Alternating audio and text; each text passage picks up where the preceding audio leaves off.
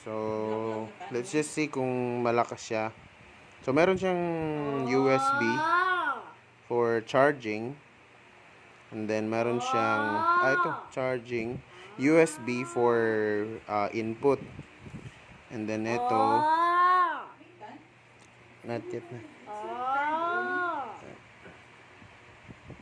You don't use like, you don't do that on the mic. You say, test, test. Test, test. Yeah. Okay, let's check it out. Hold on.